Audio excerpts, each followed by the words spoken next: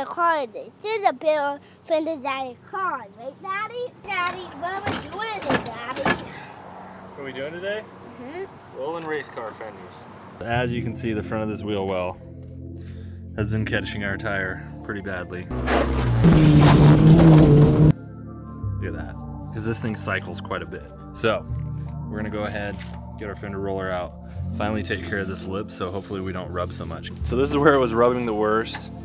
There's definitely some paint missing here on the backside too, so it was rubbing most of the way around this. But this thing is completely 90 degrees, so we're gonna go ahead and roll that in, and hopefully we can get it to clear our tires. You can also see what that's been doing to the tire, because every time we compress, and this back end of this thing is pretty soft, we're scraping this edge and basically carving out the tire. So we're gonna see if we can get it to quit doing that. Are you gonna put this one on? Put it on there? This way. Go, bud. You wanna do the other one?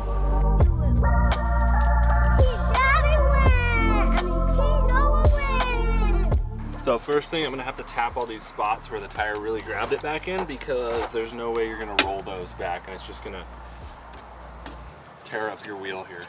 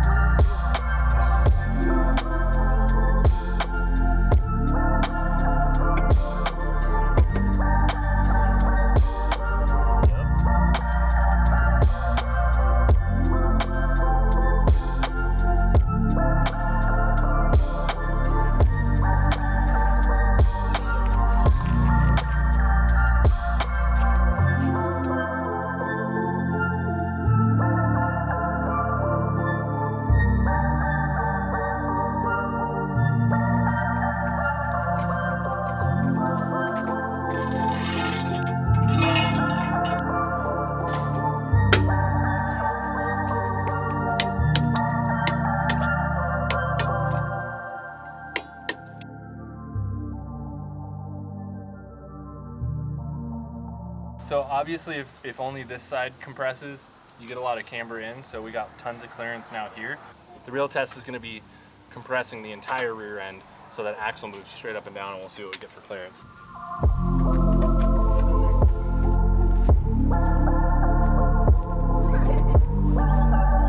I think we're good.